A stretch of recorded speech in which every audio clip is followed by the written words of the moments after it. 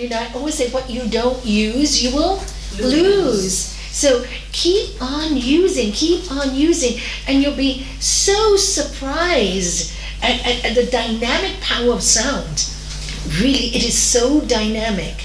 And also it raises the energy of the place. It raises the energy of wherever you are.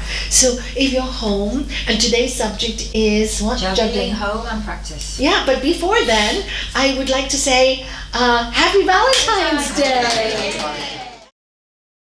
I wrote to my family this morning, I love you, family. Thank you for being in my life. Do you know, it makes sense. Oh, thanks, Mom. We love you too. It's lovely to do that, but I do that quite often actually. I do. We have a site and I just go, love you guys, thanks for being my family. But it's really nice because it makes me feel good. I don't do it because I feel I have to do it, but I get up with this surge of love, and you always leave your family last, don't you? We should put them first. Because they're your family. They feel, you care about everybody, you're so nice to everybody else. My husband used to tell me that. He said, you're so kind to everybody else, why do you argue with me? I said, because I know that whatever I say, you will forgive. And then when I said that, I realized, oh my God, he was right. Just because I know doesn't mean you should take it for granted, right? Those are the people you need to look after in your life. Those are the people you need to care about in your life. And that's really how you juggle with family and spirit. It is when you understand that everybody and everything is given to you as a gift of love, then you will do everything you can to show the most love wherever you can, wherever you are put. So, the subject is, how do you juggle it? If you think of it, I have to juggle, then it sounds like a problem. I have to balance my life. And that's what I used to say to my students in the early days when I used to work all day in the shop, and then I used to teach, I don't know if you remember, in the temple, Monday to Saturday. Saturday was only morning, 5 to 8. So how did I juggle it? My children had gone to boarding school at that time. So 10 to 5, work in a shop, make my husband happy, earn my living. 5 to 8, teach yoga. 8 o'clock, my husband would pick me up, and he loved going out for meals. So go out with him. A perfect plan. And guess what? I didn't have to cook because he feels so sorry. I'd worked so hard all day. Do you see what I'm saying? Then when my children came back, I never held any retreats while they were here. And and I'll tell you this funny joke. And this is, you see, when you do it with love, people want to love you back. They want you to be happy. So one day I was at home, I'd cancelled the classes for the week because it was Easter or something, and a few days extra because my son and daughter were coming back from from boarding school. So I'm at home, and I even told my husband I wasn't going to work in the afternoon. I was going to be with them. So what do I hear? My son speaking to his friend on the phone. He didn't think I was listening. I heard him say, oh, I don't think I can see you tonight. I don't know what happened on the other end. No, but you don't understand. My mom cancelled everything for me. How can now I go out with you? So when he closed the phone, he said, Shaman, conversation, sit. And he sat down with me. And I said, you're grown up now. You have your friends. You know what? I'm not going to cancel anything anymore. You love going out with your friends, and I love doing my classes. So let's make a deal from this day onwards. No guilt. We do our stuff, and we need each other. We don't even do this, I'm doing it for you behind your back stuff. We tell each other. We be straight and honest with each other. How does that work?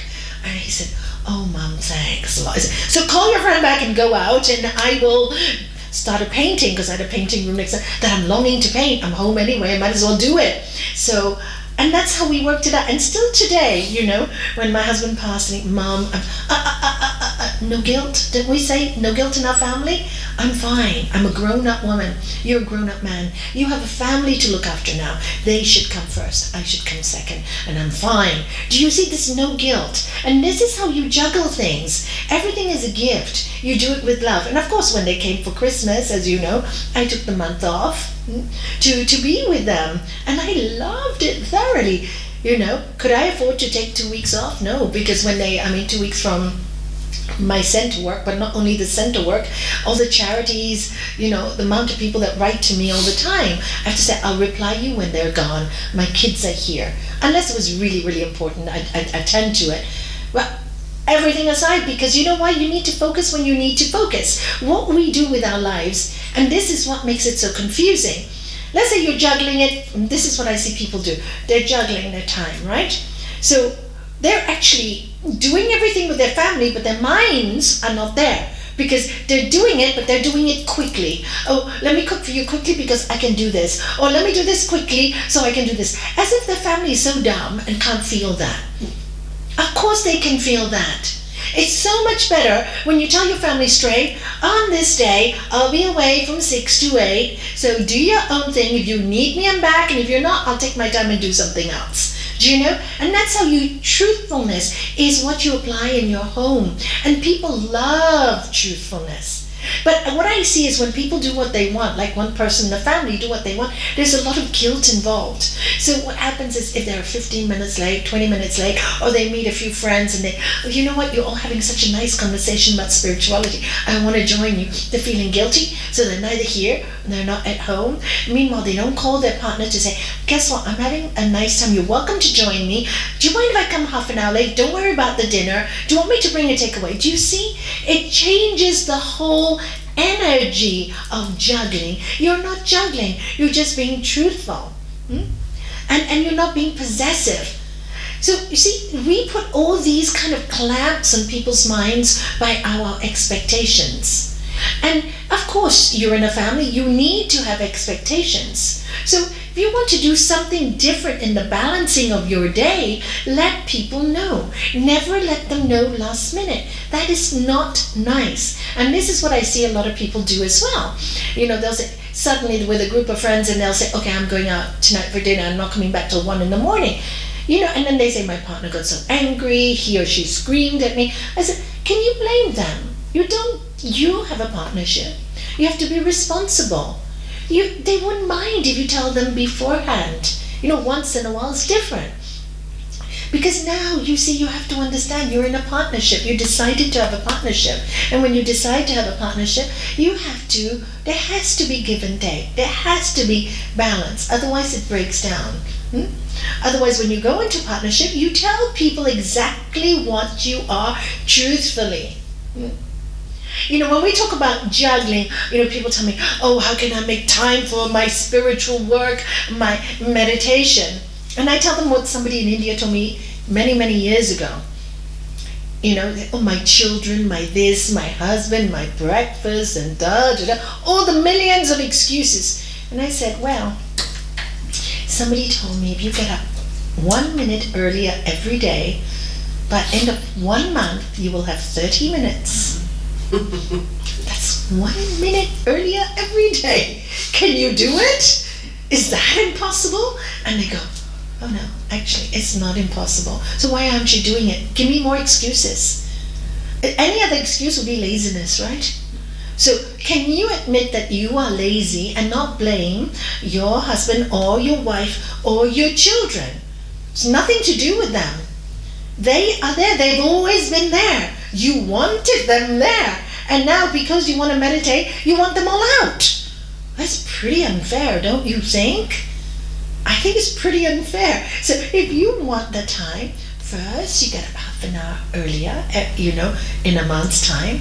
When they witness the change in you, when they see that you're calmer, when they see you're happier, they'll gladly say, oh, you know what?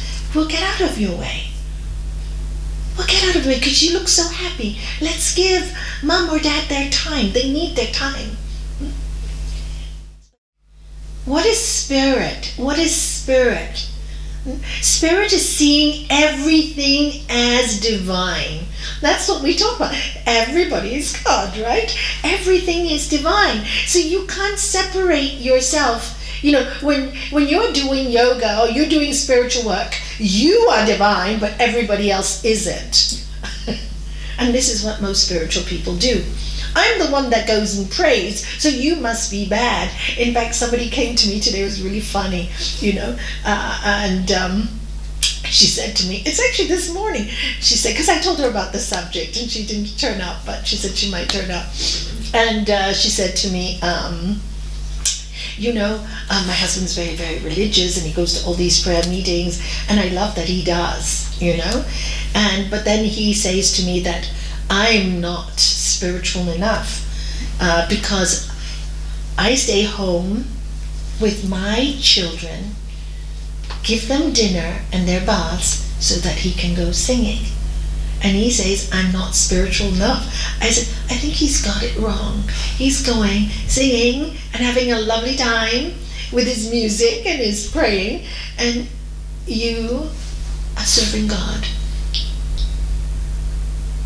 If you had to choose from which service to God, which one would you choose is higher in practice? Here's one life that you're nurturing. So who's doing the yoga, who's doing the spiritual work, who's really the one that is sacrificing. What she would love to do is go there and sing. She would love it. But you go, I will look after the children. And then on top of it, get told that she's not spiritual enough. You have to laugh. Do you see? And now this is where I said, you need to speak up and tell him that. Should you think so? I said, yeah, but not argue. Don't argue, tell him. Okay, and I said, take him up on it. Next week, I will go singing and you look after our son. Perfect, then I'll be really spiritual. You do 1 week, I do 1 week. Do you see how we have to juggle sometimes? And we fight against this juggling. She goes, and then her answer to me was, I feel guilty. He doesn't feel guilty. Why are you feeling guilty? Did he tell you to feel guilty? No. What did he tell you? You're not spiritual enough because you don't go singing. So listen to him. Tell him he stays home. You go sing. He actually told you. He's given you 100% permission. Take him up on it. Do you see? These are all mind games. These are mind games. Yoga's Chitta Vritti Nirodha. Learn about these mind games. What does it mean? The restraint of the modification of the mind stuff is yoga. Stop your own thoughts and see what's really happening. And then the spirit abides in its own true nature. Then you see the truth as it is. It really is the truth as it is. But you gotta voice it also. So spiritual people get very, very confused as to what is right and what is wrong. Follow the greatest peace. Follow the greatest service. The greatest service may not, for her, be there every week sacrificing. It may be her balancing. And him understanding balance and maybe staying with the children and learning what it takes to look after 2 kids. Do you know what I mean? And maybe she's not allowing him to learn that by being the over-sacrificial mother. If he didn't insult her for it, different. Then she can do what she's doing and he can do what he's doing. But he's actually putting her down, like you are not spiritual enough. So I see all these mind games a lot. And then I see people getting so stressed out. I've got to go to work. I look at my kids, but I really want to get involved in spirit. The biggest practice is, you can do it all. Get up in the morning. Soon as you get up, connect. First thing you do. Because if you start your day like that, your whole day will go much better. Or at least, even if it goes bad, it keeps you centered. It keeps you balanced. I started my day with my batteries being charged. You need to charge your spiritual batteries. And even if it's 5 minutes, make yourself really happy in those 5 minutes. My time with my soul, my time with my spirit. Last night I was talking, you have to inspire yourself. to get in touch. This is my time to work on me, I only got 5 minutes. And if you tell yourself, I only got 5 minutes, you get straight into it. I'm going to enjoy it. So maybe the mind will go, no, I'm going to go back to the mantra, or I'm going to go back to that object of the flame that I'm looking at to focus, or I'm going to think about, I'm so grateful to be alive. I'm so grateful. That's a mantra. I am so grateful. I'm so grateful. I'm so grateful. I can do this for 5 minutes and count all the things I'm grateful for. And by the time you're out of those 5 minutes, it's already 10 minutes and you're already light up because you're so grateful. And if somebody shouts at you at that moment, you go, I'm so grateful for life. And they'll start laughing. Do you know they can't shout at you because their energy cannot get through to you. Build yourself what? Barrier. A barrier of love.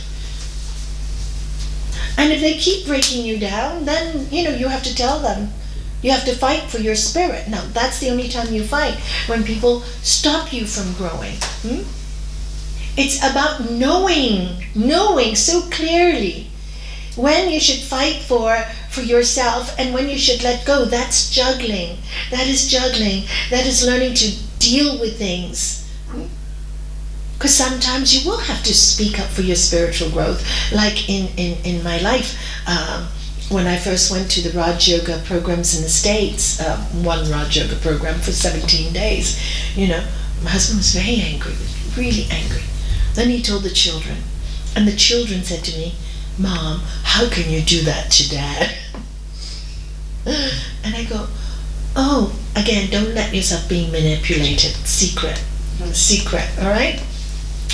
So I go, oh, I'm not doing it to Dad. I love your dad, but I need to grow. I want to be a better person. I want to be a better mom. I want to be a better wife. At the moment, I feel a bit frustrated with my life. I want to learn not to be. I don't want to make mistakes. I want to learn. But you really think this is the way to learn? Yeah. Not really happy, Mom. That's fine. You be miserable for me. But I'm going anyway. So what happens in the end? I come back after the 18, 20 days, and they see I'm so happy. They see I'm so peaceful. They have to admit in their own mind that something worked. Do you see? And so my husband goes, yeah, it wasn't, I had such a hard time in the shop. No problem, I'll go in tomorrow and I'll work double, I would say to him. I'll do the windows and I'll mark the things. I don't mind doing artwork. I'll do that all. I'll cover that. And so he couldn't get me. Do you see? Because when you build a fortitude of love, so whatever they're telling you, to trying to make you feel guilty, you just bounce away. But that takes a long time of practice. Practice doing it. Practice laughing at it. Practice letting it go. And then eventually they will learn. They will see it. But juggling, you also have to make some sacrifices.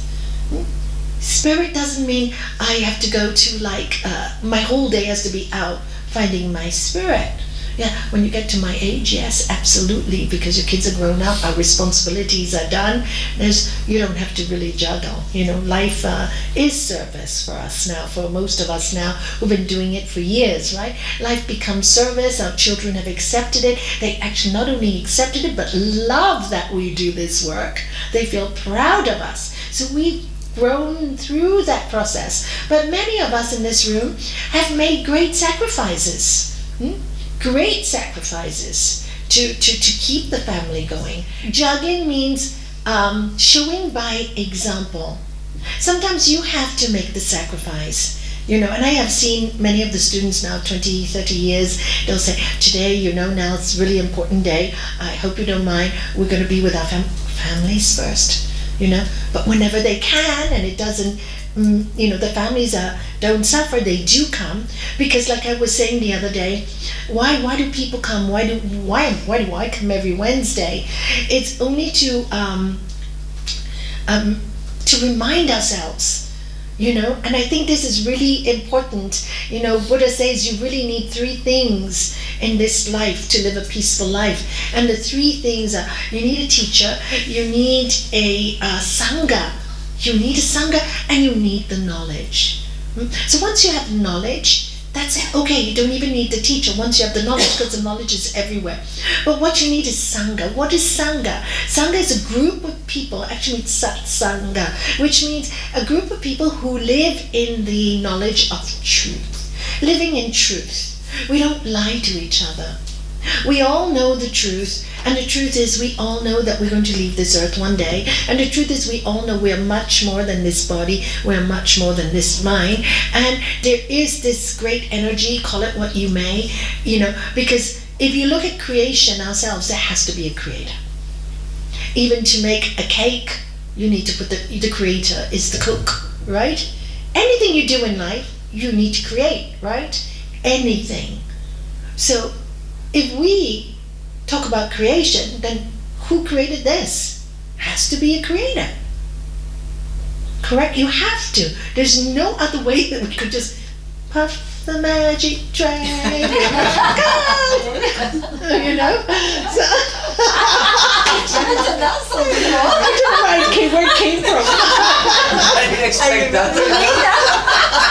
I did too. Magic So, dragon. as you know, I never know what I'm going to say, so I have to thank my friends around me who tell me what to say or to sing. It's quite funny. I haven't sung that song for years, but that's it's just the way it is, So if we can think we actually came from that creator, and that creator gave us its light, its energy, like I said, even if you make a cake or you make your food or you work on a computer program, whatever, you're putting yourself into it.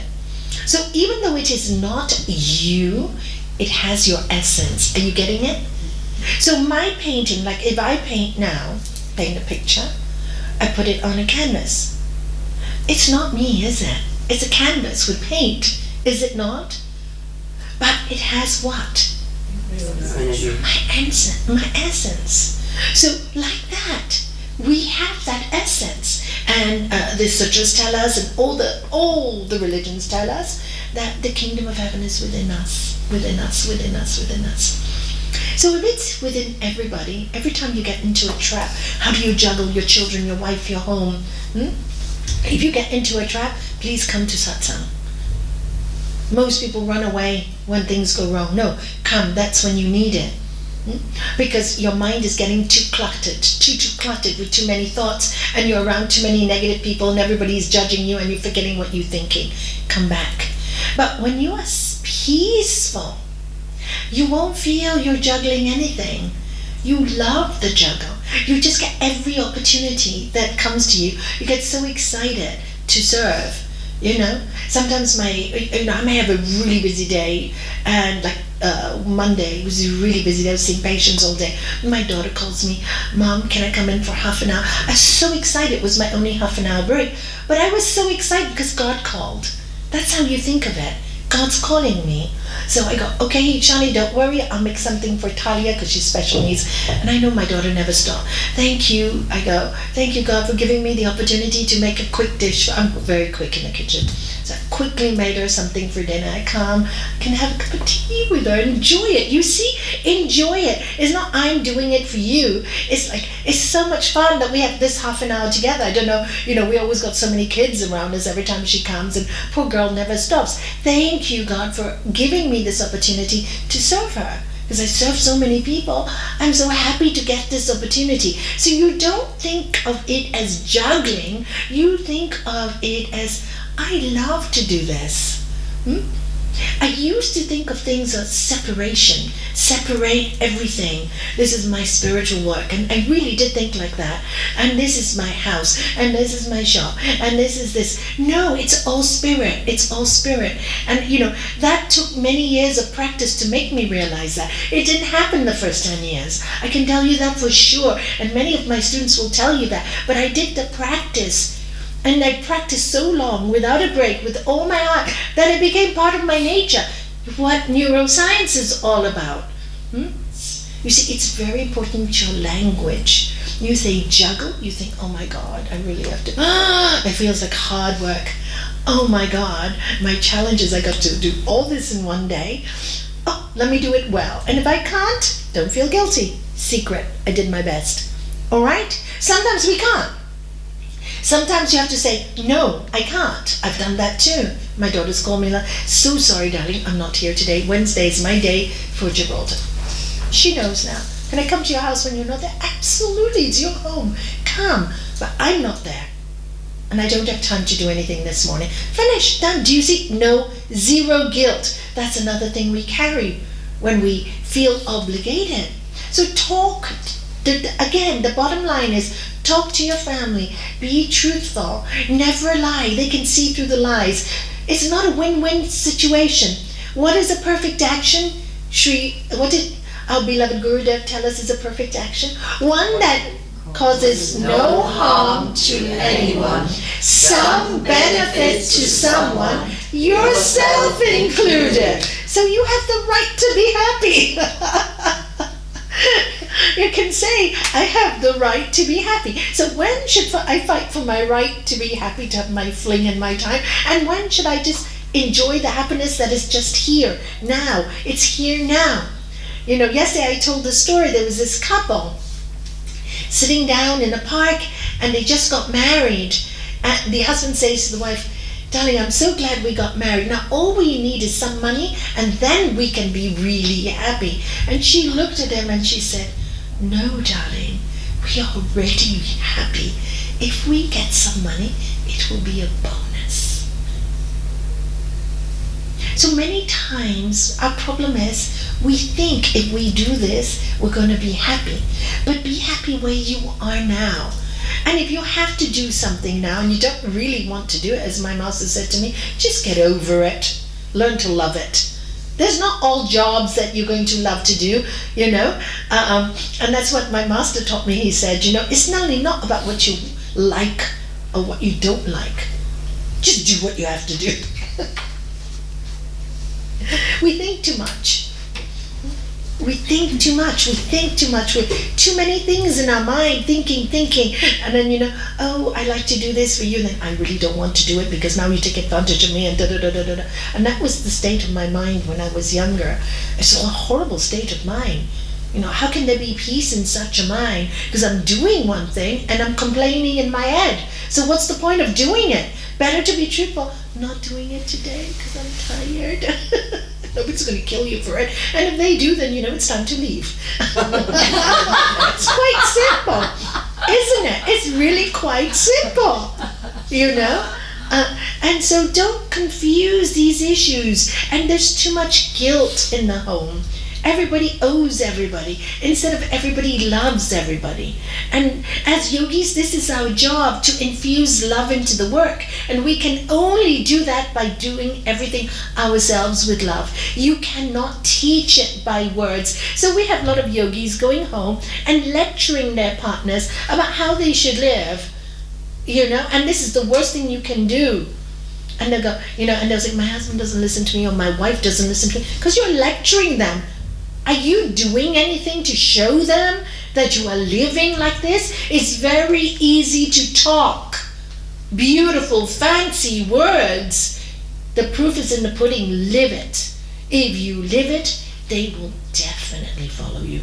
I can give you a word of promise. I have many experiences with not only me now, many of our students, you know. They have changed their partners, literally. And have they really changed their partners? No.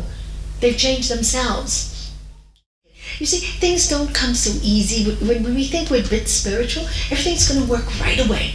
No. It's only the beginning. You're going to be tested. Oh, I'm so sorry to be so truthful to all of you.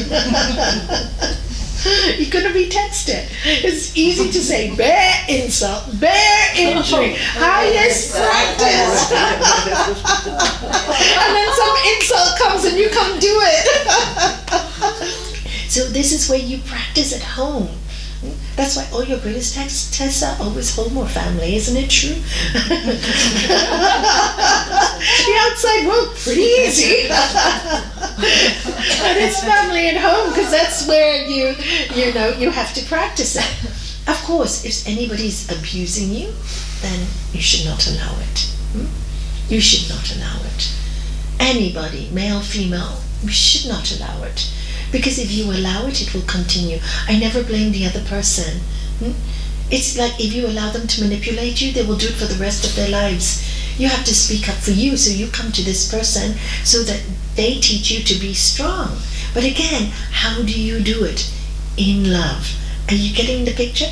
If you do everything in love, there's no need to juggle. And sometimes you're going to fail. You definitely will. I'll guarantee you that. But admit it. I blew it today. I really tried not to get angry, but I did. I blew it. And you laugh about it. And then you say you're sorry. And people can understand that you're human. There's a lovely thing about being human. But it's good to admit it. Don't put yourselves in pedestal as spiritual people that, every time you can't make a mistake, it's always everybody else because you know more than them. Oh my God. No. Because that's not the truth. That is really not the truth. We're all divine. And that is the teaching that we have to keep repeating to ourselves. And everybody deserves love, and everybody deserves acceptance, and everybody disturbs. That too. So you have to laugh, and this is karma, and this is life, and this is juggling. Think of the juggling as fun. Okay, you want to think of it as juggling? See yourself as a juggler. Oh wow, I did this really well. And praise yourself when you do it. I did my spiritual work, and I was great with the family, and I did this, and fantastic. I've done it today. Great day, all-round day. Everything's been accomplished today. You feel really good. And days when they don't work out, life. It's life. Some days things just don't work out. It's okay. It's okay to have a bad day. It's okay to slip. No guilt. Got it? That's where children have it right. When they get angry, there's no guilt, right? And then next minute they're so loving, until they come to the age of 7, and we pump their heads with all this nonsense, or these television shows that, teach them to behave badly, and then they change. Then all the guilt, worry, fear, anger, truthfulness, all gone. But up to that point, they do everything naturally. And when they're naughty, they're not really naughty. They're just naughty, pure naughty, like kids do. But there's no malice in it. Malice comes only now with all these programs that they see, and when they hear it from their own parents, so many times, I think I've told you again and again, for me, when I see kids misbehaving, and they come with their parents, and the first thing they will tell me is that mom and dad shout all the time. So we just shout back. And it's the truth. That's what they pick up. They really pick up that. And I remember many years ago when I used to teach at the temple, there was a little girl who said to me, I get really upset every time my parents argue. I just want to cry. I go to my room, I lock the door, and I go, okay, got another trick. I don't want you to suffer so much. I said, forgive them, they're parents. It's like you with your brother. Don't worry about it. They will always argue. But I want next time they argue, I want you to go into the room, instead of crying, closing the door, go out and go, Om Shanti, Om Shanti, Om Shanti, Om Shanti. So she did that. So next week I said, how did it work? She said, it worked. They shut up and they laughed. It worked. It really did work. And I talked to the parents, and the parents said, I don't know what you taught my daughter, but it worked. Because they had that image. Do you see? After that, when they argued, they could see the image of the daughter walking in the room. It's a reminder. You see, love heals. Love heals again and again and again and again. And when you have love in your heart, you can juggle it all. You can. And of course, there's going to be times that you feel, you're so exhausted. Right after the bad period is done, take 2 days off. Okay? Say, I've gone through this really tough period. And sometimes life pulls us. So then you say, okay, I'm going to take 2 days off and I'm just going to have some quiet time. I'm going to have some fun in my life and go to a nice movie, go out with the friends, just have a good laugh and lighten your life a bit and talk about great things like, the human spirit. And that will recharge you again and again and again. And that's satsang. That's why I talked about satsang.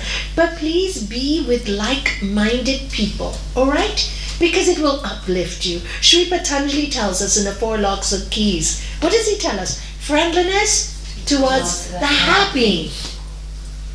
So have around you happy people. Don't have around you all the time people, oh, this is going well and my business is going bad and da da da da da. By the end of the day, you will be so exhausted that all your inspiration will be gone. You'll just be so exhausted. So have around you people that are joyful. And then when you do that a lot, what happens is you become very strong inside. You become stronger and stronger and stronger. And as you practice for a long time without a break, you get really quite strong. So now you can go and face those negative people and they will not affect you anymore. Because you built yourself such a wonderful barrier of love and strength that nobody can knock you down.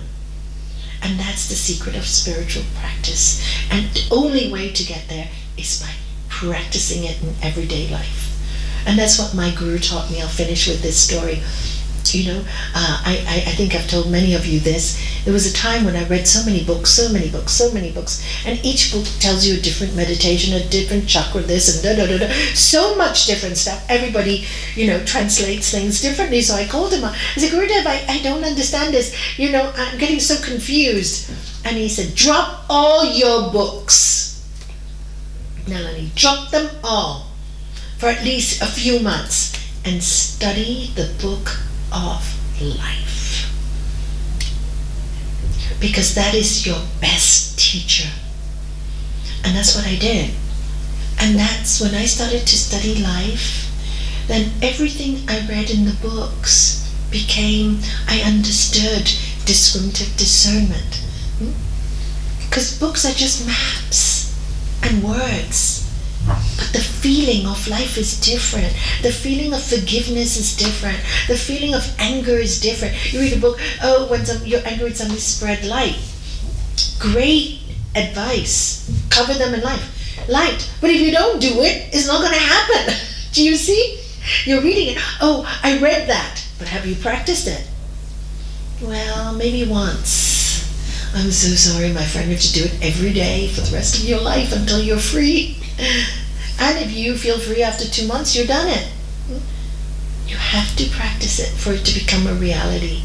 So if you feel you've got so much to juggle with your life, breathe and say, this is what I've been given, and I'm going to make it the prettiest picture I can make. I'm going to do the best I can. And sometimes I may spill the paint in the wrong place. No problem.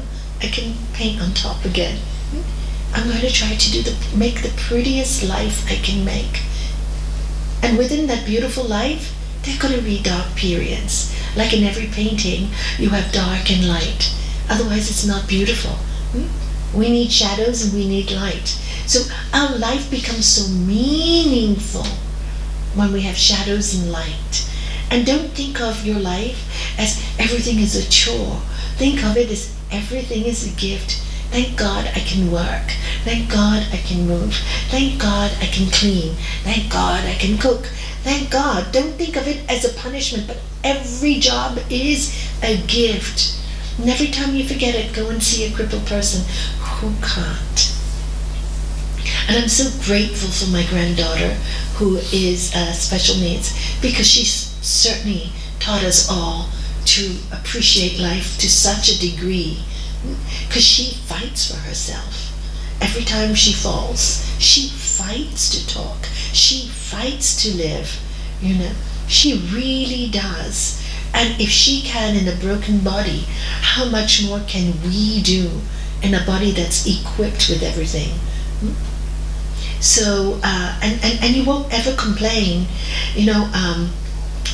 I remember once my husband came home and complained about business being so bad. Well, he did that a lot. So I said, please, please, please, one time, come with me to India.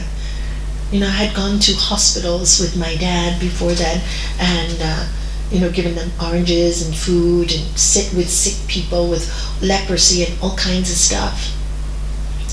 I said, you never, ever, ever complain again. You just can't. You feel sick when you complain because you have seen how the other side of the world lives. And my advice to every single person is to do that. Because you see it on the news, but it's not reality. It's news. It's like a movie. It comes and you finish watching it, you're disturbed, and it's gone. But if you have a life experience of it, it never goes away. So my advice is go to these places, and then you'll think, oh my God, I'm really so blessed, Thank God I can work. Work is a wonderful word, It's not a dirty word. It's absolutely wonderful. And sacrifice is not a bad word too. It's a beautiful word. It means we talk in Western language, sacrifice is like, it's a bad connotation. In our language, it's a beautiful meaning. You sacrifice partying to be here tonight, for example.